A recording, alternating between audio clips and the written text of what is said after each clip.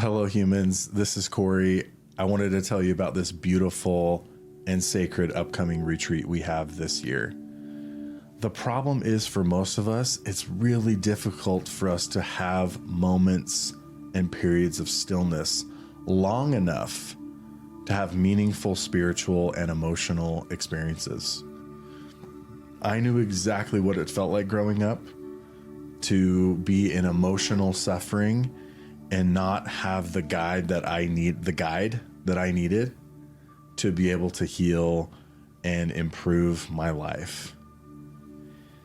What's so powerful about these retreats is not only are they an access point to stillness and connection with the group, but they are an access point to deeper healing and deeper spiritual experiences like you've never experienced.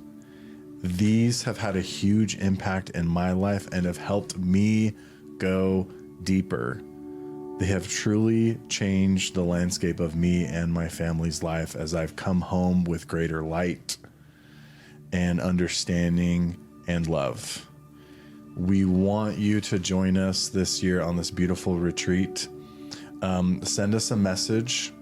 Go to theemotionalblueprint.com and send us a message on that website, and we will send you more information. You can also go to originswellness.org, and all the information is on that website again. So we look forward to seeing you there. Thanks. Acting on emotions as guides to truth. Stillness. Surrendering to what is. Seeking. Using my gifts with purpose. Light. This is the Emotional Blueprint.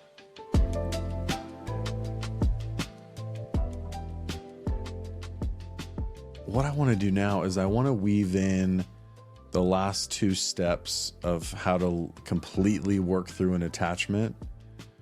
I want to weave those in with how we actually find our purpose in our life. This is a topic that comes up a lot, that a lot of people are seeking. Why is this such a big thing? Well, because there's a lot of people out there currently that feel sad in their life deep down. Like they carry this weight of sadness with them. And sadness is our body telling us that we are experiencing a loss of hope or kind of a loss of vision about like what is going to happen in our life or what our future is. This is woven in many people's lives, this state that they're in. And so it has felt important for us to talk about on the podcast. How do I actually start to find my purpose?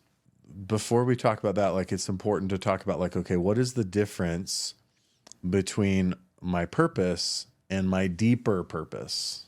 A purpose, knowing my purpose can just be based on like a thought or idea. And what does it mean to have a deeper purpose? Our deeper purpose is is kind of what it obvious. It's rooted deeper in who we are. We feel and I know and feel what my purpose is. So it's connected deeper. It's more deeply rooted. Why is it so important to seek a deeper purpose or a purpose that is based in feeling and depth rather than just thoughts? Well, we were talking about this on one of the other podcasts. Christ talks about this a little bit when he talks about what happens when a man builds his house upon a rock versus a man that builds his house upon the sand. Well, when the storms come and the floods come and the rain comes, if we build our house upon the sand, it will not stand, and the fall thereof is great. Okay. What does this mean? It means we don't want our purpose just to be based off of a thought or idea. Ideally, we want to know what it is. And we're going to walk you through The same kind of similar steps to let go of an attachment is the very similar steps to kind of find your purpose. So we're going to kind of weave those together. Probably one of the most fascinating outlines of like how to find my purpose is the hero's journey. And what is the hero's journey? Well, it's a book written by, I highly recommend this book. It's a serious book, by the way, not for the faint. It's a book written by Joseph Campbell where it's called The Hero with 1,000 Faces. And he puts together all these stories, these myths, and all these stories across time. And he finds these patterns, these similar patterns that he calls like the hero's journey and the evolution of what someone basically goes through to find their purpose. And I'm going to talk about it in a little bit more of a relatable and a practical application way. Some of this is based on what I've seen, and then some of this is kind of comes from, I'd say most of it is based on what I've seen in the work that I've done with people. And then I really like the way he says some stuff. So I'm going to weave in some of the stuff that he says. Okay. So how can I find out what my purpose is? The first phase is responding to the call. The second phase is balance. The third phase is deeper work. And then the fourth phase is seeking and finding. Let's start with phase 1, responding to the call. He calls it the call to adventure, but what is that? What does that mean to respond to the call? It's not like somebody comes into our life and is like, hey, I have this awesome opportunity for you. Like, are you going to accept the call of this? Like sometimes that can happen, but what this looks like on a more relatable and level is responding to the call means I'm paying attention to my emotions. Responding to the call means I'm paying attention to pain and challenges that come up in my life. And how do I respond to that? Well, I'm trying to understand what they mean. I'm trying to learn from them. That's what it means to respond to the call. So this is necessary to gain a deeper purpose, to know on a deeper level what your purpose is. I have not seen anyone be able to know more deeply what their purpose is unless they are willing to face themselves and their own pain and emotions and challenges. It's a necessary part of the journey. Okay. Now, what's interesting, what Joseph Campbell talks about is what's the natural response of a human being? Pain comes up for us in our life, emotions come up. It's important to listen to those, but our natural reaction to those is to refuse them, is to avoid them. Okay. So this is a very natural, it's like a denial of the work. So this is very natural. Almost all of us have gone through this process. And that's okay, because we can always go back to learning and growing and being committed to that. We can always go back to that, and then we're on the path. This is worth reading again. I think we shared this on one of the podcasts, but it's worth reading again. The impact it has when we stay in refusal, when we stay in denial of the work, when we don't accept the call, when we stay in that space. This is what he says. The first thing that happens is we lose the power of significant affirmative action, meaning we start to lose motivation. And we become a victim to be saved.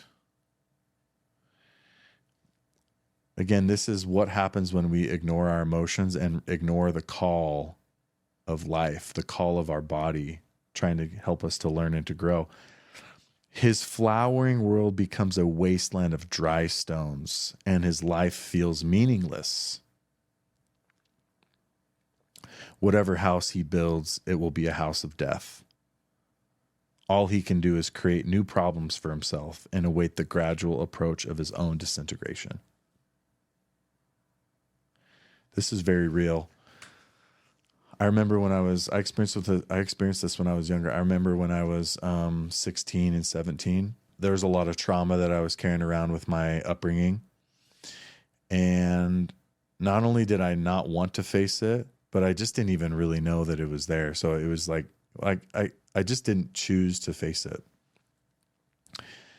And I started to disintegrate over time. And I remember this one morning being 18 years old, waking up after like throwing a party at my house, waking up and the house was trashed.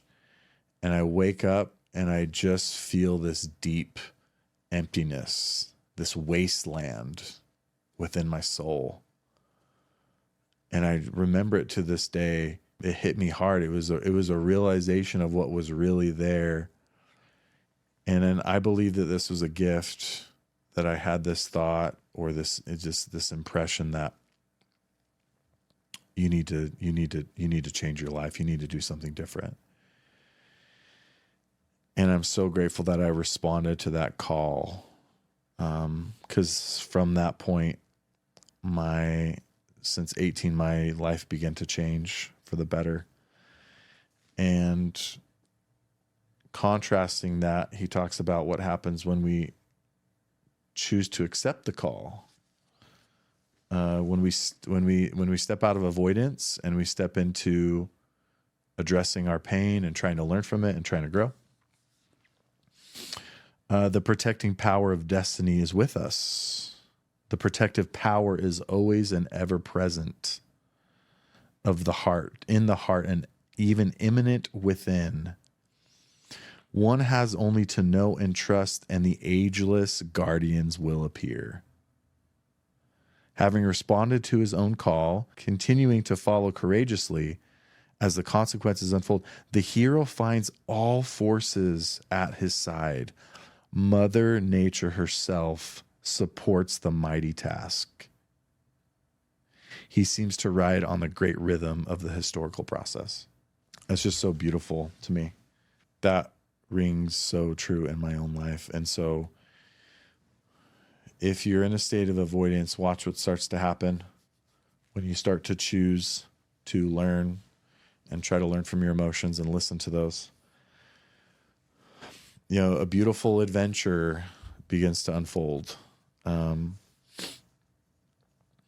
Okay, so responding to the call, and then, okay, once we start looking at our stuff and looking at what we need, that naturally starts to lead to this need for balance. And we already talked about a bunch of stuff with balance to try to incorporate that, beginning to do the work. He talks in the hero's journey, he talks about this crossing the threshold. So I think a beautiful visual that I really love when it comes to finding purpose is, okay, so phase one is you respond to the call to get on this boat. And you make the choice to get on the boat. You make the choice to start listening and learning and being really committed to that. And then the next step is you look at the water, and the water is really choppy. It's not wise to try to sail the boat to this great destination if the water is ferocious. You have to wait until the waters are more calm if you want to have a successful journey. And the calming of the waters is the calming of your soul, this balance that needs to happen. And then the waters start to become calm. Your soul starts to become calm. And then as your soul begins to rest, then you can then begin to access kind of this deeper pain, what we call this like deeper work. And that is symbolic of actually making it to this island where there's a mountain. And the deeper work is symbolic of kind of like fog.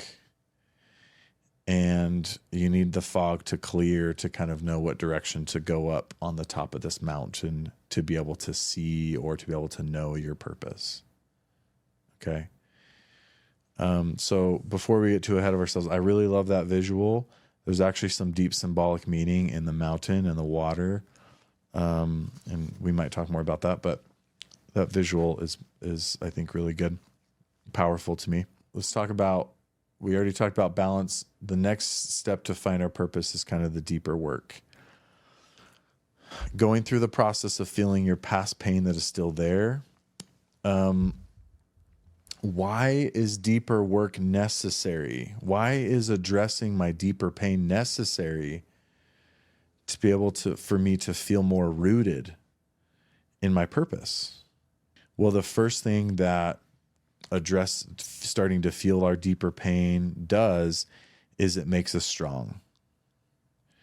The negative source, the outside, people, Satan, whatever, will convince us that feeling pain makes you weak. That's a strong narrative of our culture. And that's just like a direct falsehood. If you want to be strong, you have to be willing to feel pain. I really love the example of this in like Muay Thai. So I went to Thailand a while ago. Is really a special trip. Man, these Asian countries can be special. But in Muay Thai, to train to become like a really good Muay Thai fighter, what they'll do is they'll actually kick the tree with their shin super hard over and over and over again until their shin breaks. And then they put a splint on it and they wrap it. And why are they doing that? Well, it's temporarily making their shin weak. But when their shin heals, it becomes really strong and fortified and solid. And that's what happens within us when we choose to feel pain and to break down. There's a natural building up that occurs. This was so inspirational in Native American culture. Many of these chief leaders and these women and some of these special Native Americans, they were powerful people. And many of them could see in the eyes of those they saw. They could see pain in the eyes of those that they saw, in the eyes of people. And this is a gift, and some people have this now, obviously. And a common Native American practice was when someone was in pain, I just love this visual, is they would take their forehead, they would touch foreheads, and they would encourage them to breathe through the pain. We share your pain. Your pain is my pain. You know, they would say things like this and do things like this. And say things like, remember that pain cannot kill you. And kind of that cliche saying that what doesn't kill you only makes you stronger. I mean, there's some truth to that. Depends on what it is. But when it comes to voluntarily feeling pain and doing that with courage and choosing to go there and to address that, it really does make you strong. And you need that strength to make it up the mountain. You need that strength to be able to,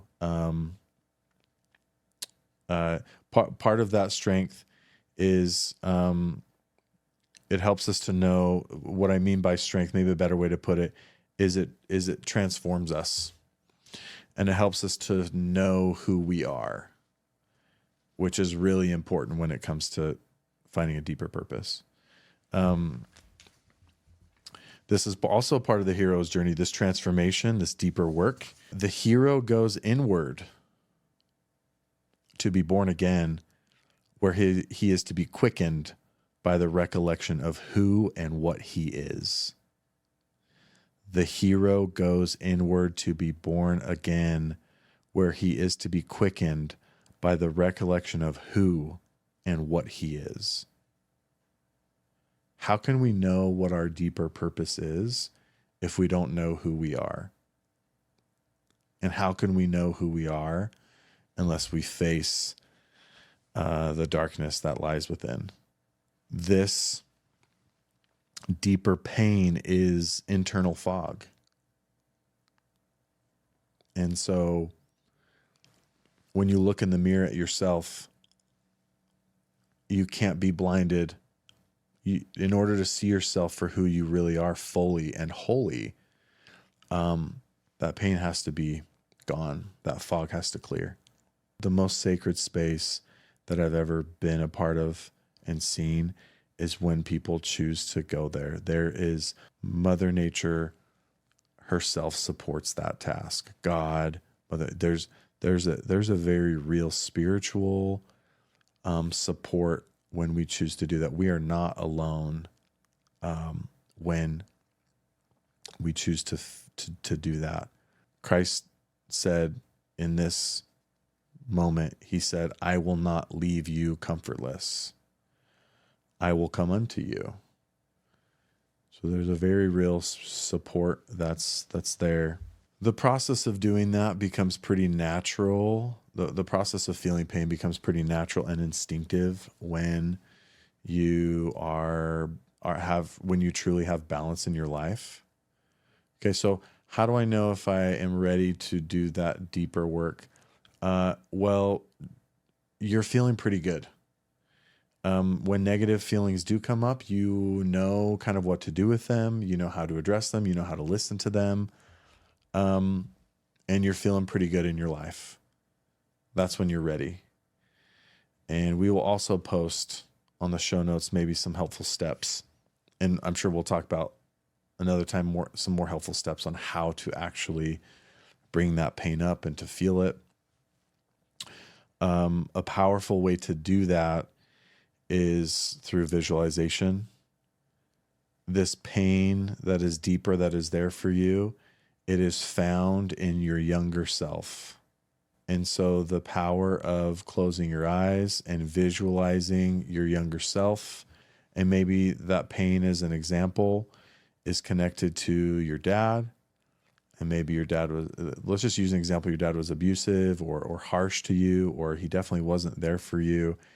And so you are maybe visualizing your younger self experiencing that and going through that, and maybe leaving the house and sitting on a bench somewhere.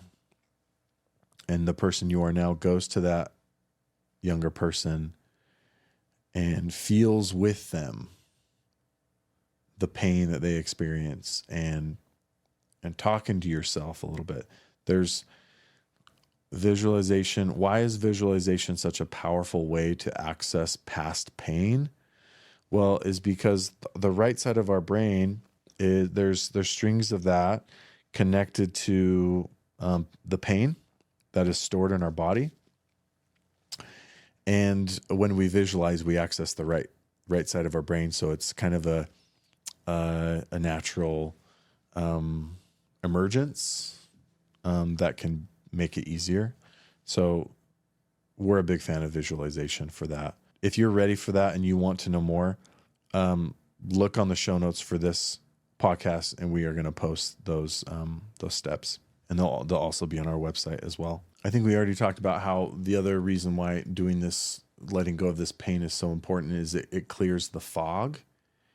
So this fog needs to be cleared for us to make it up the mountain anyways. So again, we're not saying that you cannot we're not saying that you can't know what your purpose is if you don't go through these steps. There's many people that do kind of have an idea, but we're saying that if you want to have a deeper connection with it, if you want to have if you want to have your purpose be built on a rock where you just know for sure what your purpose is, these are the steps. This is the process to be able to gain that. And there's so many shortcuts out there, like through some maybe psychedelics, and I don't want to discount that at all. You know, there's things that you can do to see your purpose, perhaps, but again, to have that deeply integrated into your soul, and knowing that this is the work that we've seen be necessary. And James Campbell, I mean, a lot of his, the hero's journey really supports this, which is cool. So now let's talk a little bit about like the last phase. Okay, so I responded to my call to start listening to my emotions. In phase 2, I started to achieve greater balance. Phase 3, I started to let go and do this deeper work. Now you have arrived at the mountain. The fog is clear. You are ready to go up the mountain. You are ready to know what your purpose is on a spiritual level, on a deeper level. Okay, so how do I actually find the answer? So I think a really helpful place to start is to, do some of the groundwork, and identify some of your gifts. You're going to have eyes that can see more clearly now, that can see yourself more clearly. So try to start engaging. So the first step I'd recommend, and these don't have to be steps, but the first practice I'd recommend is, what are some of the gifts that make up who I am as a human being? Start to take time to really write some of those out and ask people that you know and trust too, and really start to develop kind of like a good list of that. If there's other sources you have that can help you notice some of your gifts, like tap into those, meditation or whatever. The other thing as an extension of that is try to cultivate some sincerity and desire in asking yourself the question, why is it so important for me to know what my purpose is? Why do I care about that? The natural evolution of the soul is when the soul is healed, it wants to help others heal. The wounded becomes the healer. This is the evolution of the hero, bringing back the elixir. Knowing the purpose is the pulling out of the sword, and so it's just it not only is it natural, but there's nothing in life that quite can fulfill us like knowing what our purpose is and fulfilling it. And our general purpose is always going to be using our gifts and talents to have a meaningful impact on other people, period. That's generally what it is for everybody. Okay, so you do some of that groundwork, you cultivate some of that. Now, now you want to choose kind of like what we talked about earlier. You want to choose a pure source to direct your question to. I would say part of the groundwork would also include like maybe starting to think of what are some avenues, what would be some options, whether it's like a career shift for you. What are some jobs that would really align more with like my gifts and who I am? And you're going to see that now from a different perspective. If it's what direction should I go in my life, or what else should I do? So doing some of the groundwork and thinking of some options could be good, because then you can ask more specific questions. Start to write down your questions and then start to direct them towards this like pure source, whether that's Mother Nature, Father Sky. Those are two that obviously we are big fans of and that we've talked about. Something greater than yourself, though, is I think what we would recommend. I was having a conversation with one of my clients about this earlier. There's a divinity and a wisdom within us. He was like, well, can I just ask myself this deeper part of me, what my purpose is, and get an answer from there? And I'm like, yeah, I totally believe that that's real. It seems important though, from what I've seen with the people, it seems important to direct it to something greater than us. And that could be this higher version of ourselves. But the only concern that I have with fully believing it's us and that we are creating that is it can definitely lead to kind of like a spiritual ego. I don't know. That's maybe that's just a fear I have personally, but I think it's both. I think there's a real power within, obviously, a divinity within, but that there also seems to be a very real soul and power and wisdom to the external Mother Nature, Father Sky, archetype, or God, So a big fan of like using both. Like, yes, So anyways, when you're seeking and getting an answer to your purpose, I definitely recommend to create kind of like, have it be like an experience. So set aside like an evening or a time. And this is where you want to like ask the right question. You have the right questions set up, more specific, the better. And then asking those questions in prayer or meditation to Mother Nature, Father Sky, it's that greater than ourself source. And then after you ask the question, visualize it. Close your eye. Don't just ask the question from like an intellectual place. Like, close your eyes.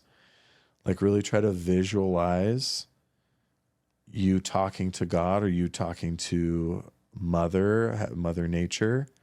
Really try to visualize that experience of you speaking to them, and they're there with you, and then they're responding.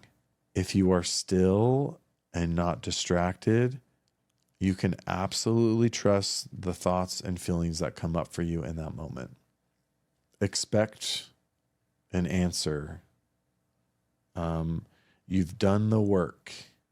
You've found balance in your life. You have let go of a lot of things. And you're now coming to this place, this sacred place that you're creating. You're meant to get an answer. And we are meant to know what our purpose is. Okay? So trust that an answer is going to happen in that moment. Have the faith, or have the expectation that it's going to happen in that moment. And then I've never seen it not happen when that approach is kind of taken. So I have seen people not get the answer that they expect. Like, hey, like sometimes I've seen the answer be like, hey, continue to stay on your path and you will know what the answer is soon, or it'll be revealed to you in this way. Or I more often see people actually get an answer, but whatever the answer is, trust it. There might be, the delivery in which it comes is going to be meant for you, and it's going to happen in the way that it's supposed to. But this isn't something that you should have to wait years for. This is not one of those things. It's like, especially if you've done all this work, you've really cleared out your vessel. You've really cleared out all the fog to be able to be ready for this. So it's create the sacred moment. Be specific with your questions. Communicate why it means so much to you. And Mother Nature or God is wanting to use you to promote their light and their influence. The influence of gentleness and love and nurturing and wisdom and help. And so our true self is to be aligned with that. And they want that for us. They want us to know. So there's an alignment there that you can trust to get an answer. So sometimes the experience comes up in the form of kind of like a positive emotion, feeling of peace, a calmness. And one of the things I'll invite you to do if that happens is to ask in the visual, or when that happens, what words emerge from this piece? What are the words that emerge from this? This is a feeling that is saying, yes, you're on the right track, or something is true or good. But what are the words that emerge from that? Kind of, I don't know if this is the right way, but kind of squeeze some of the juice out of that. There are some people that believe that the world of spirituality and just the world in general is actually made up of words. And I have experienced that there's quite a bit of truth to that. I don't have a ton of experience in that, but when I have a feeling or when I'm observing nature or in nature and immersed and seeking something, if we need it and if we want, there can definitely be words that emerge from those, from a tree or from, an emotion. So, and that can help you have more clarity and specificity on like what your purpose is. So this has been really great. Thank you. And on our website, there's a spot where you can post, you can send us questions. We're going to do more podcasts where we're just fielding questions from listeners and what is kind of pressing out there and maybe some of the gaps in what we're saying, because the whole goal with this entire podcast, the emotional blueprint, is we want to go to a place of depth, but it's so important to match that up with practical application. So if we're talking about some deeper things, but you're not hearing a lot of practical application that you want or need, let us know, put it in there, and we will incorporate that into future podcasts. So thank you. If you have benefited from this podcast in any way, it would mean the world to us to have you subscribe, to allow us to keep it going and bring on inspirational human beings.